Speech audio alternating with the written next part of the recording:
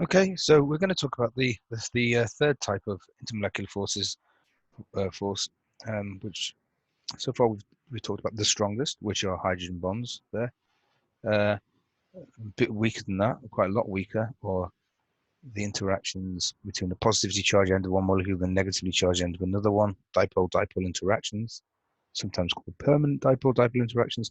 And finally, today the last one we're going to look at is Van der Waals forces. We're going to explain what these are in the next video. If you do Excel, these are called London forces. Okay, it's the same thing. Right, let's have a look at these molecules then. We've got methanol, the alcohol. We've got methanal, which is an aldehyde, and we've got methane. Now, if whenever you're asked what kind of intermolecular forces have you got in a substance, what I would always do is first of all think, can you form hydrogen bonds? So let's have a look at methanol. Yes, you can form hydrogen bonds because look, we've got a delta positive hydrogen there, and we've got a lone pair on an electronegative ONRF. So that's H bonds there.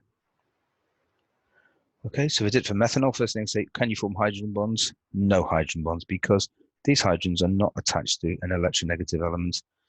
But so then think, well, is there a possibility of dipole-dipole interactions? There is, because that's going to be delta negative there, and that's going to be delta positive. So you will get dipole-dipole interactions between methanol molecules.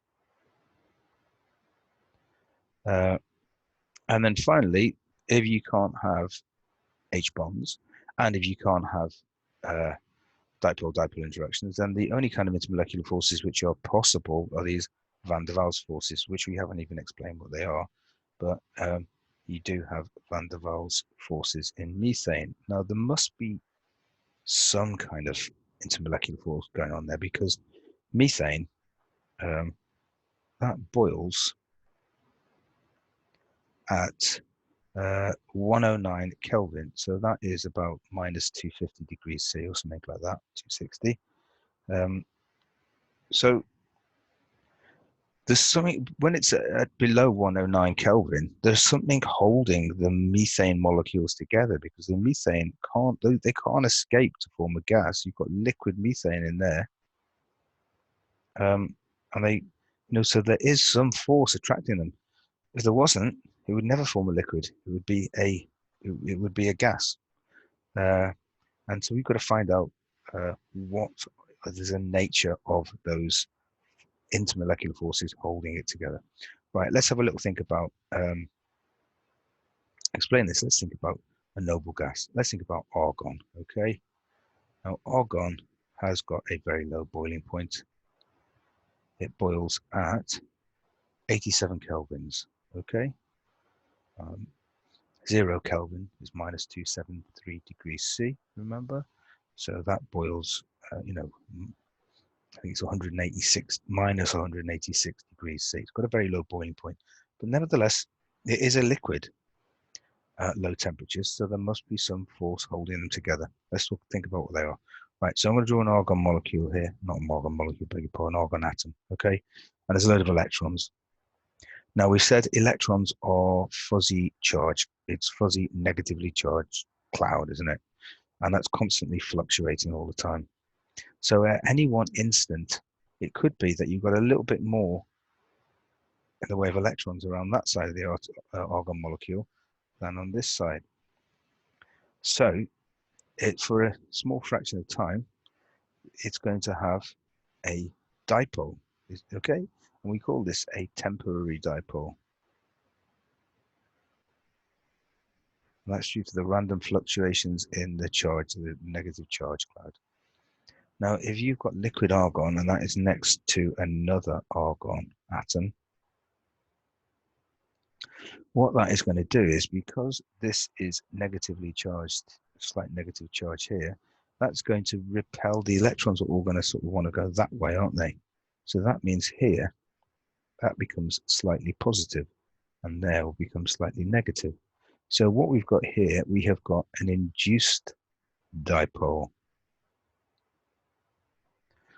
And you can see that here, right, there's going to be some, in blue, there's going to be some kind of attraction there, isn't there, between, there's the attraction between the temporary dipole and the induced dipole.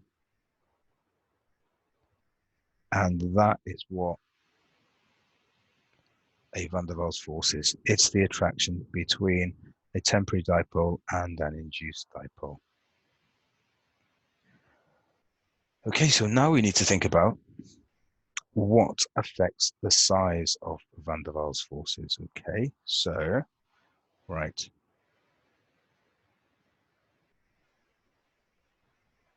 What affects the size of the forces is basically, what do you need for these forces?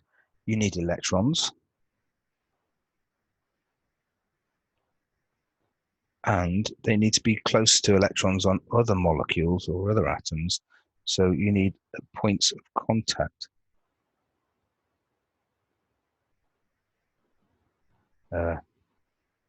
Between molecules. I'll say molecules even though they're atoms. Okay, up there. Okay, so let's see what that means. So the best way to do this is I'm going to look at the trend in boiling points of the noble gases first of all, and we're going to compare that to the trend in boiling points of some alkanes. So let's look at noble gas. So we've got helium, neon, argon, krypton, and xenon. I'm going to put the atomic mass here,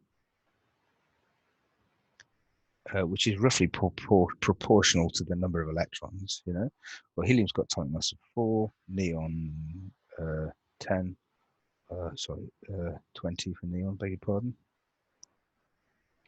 20, 40 for argon. Krypton is 121, and xenon, that's not, is 83.8, and xenon is 131.3. Now let's look at the boiling point in Kelvin. So that's the absolute scale of temperature. So 0 Kelvin is minus 273 degrees C. Well, helium's got a very low boiling point. It's got a boiling point of 4 kelvins. Okay, so just above absolute zero. So that means the Van der Waals forces in helium are very weak. Neon, 27 kelvin, still very low. Argon, 87, getting higher. 121 for krypton and 166. Now, why is the boiling point increasing? It's because the Van der Waals forces are getting stronger. Why are they getting stronger? Because you've got more electrons, and consequently you've got more points of contact between those electrons in different atoms. Okay, so far so good. We can explain that quite well. Now let's have a look at the alkanes. So I've got methane. I've been doing these at GCSE. You might have done them again already in A level. Methane, ethane, propane, H8, and butane, which is C4H10. And let's the molecular weight of these with our molecules, right? 16 goes up 14 every time. That's going to be 30. 44 for propane, 58 for butane. And the boiling point in kelvins, we've got 109. 185,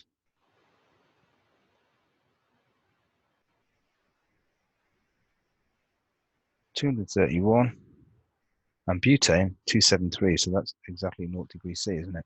Okay, so you can see the boiling points are increasing. Why the boiling points increasing? Well, because the Van der Waals forces are getting stronger. Why they're getting stronger? Because you've got more electrons, and so forth, more points of contact.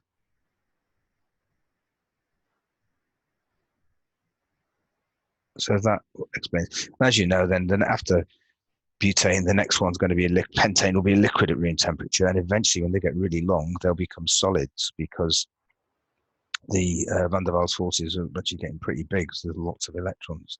So that's another little point to remember about Van der Waals forces is you think of them being weak, but when you've got big molecules, they're actually, they are quite strong.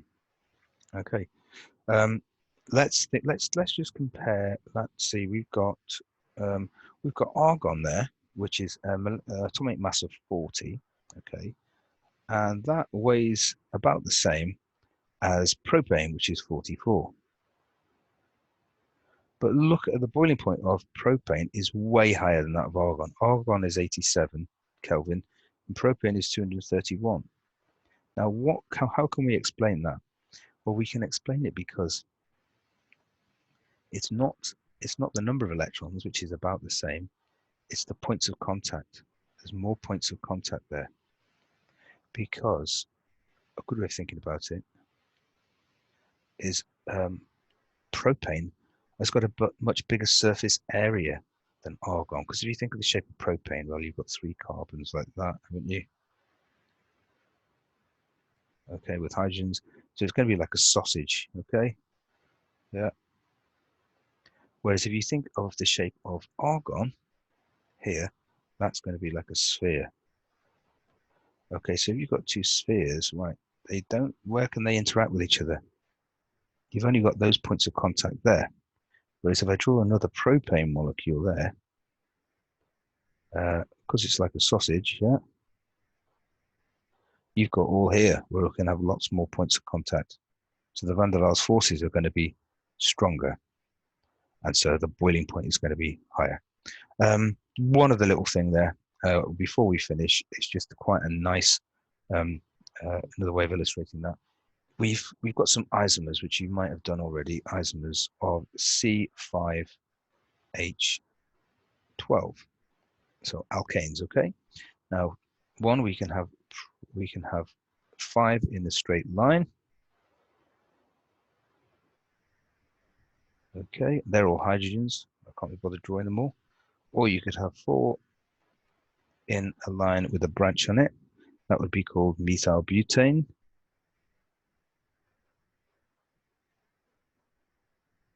This one is called pentane. Just put the hydrogens here. 3 on that one there, 1 there, 3 there. And I'll do here, you can have 3 in a row with 2 branches on it. Okay, so that's going to be 3 hydrogens on that one, 3 hydrogens on that, that, and that, and that is called 2,2-dimethyl propane. And you actually don't need the 2,2 there because those methyls can only go on carbon number 2, so get rid of that. Now, if you look at the boiling points of those, pentane is 309 Kelvin.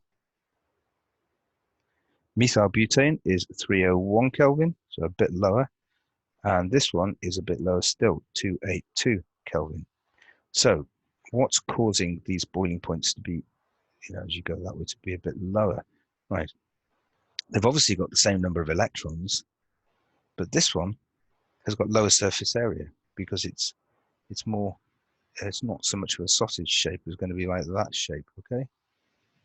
Whereas this one is the sausage, okay? So you've got here, you've got fewer points of contact. So it's got a lower boiling point.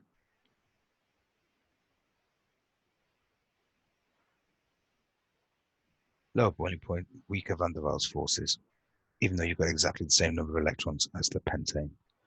Okay, so hopefully you've got an idea of what Van der Waals forces are there.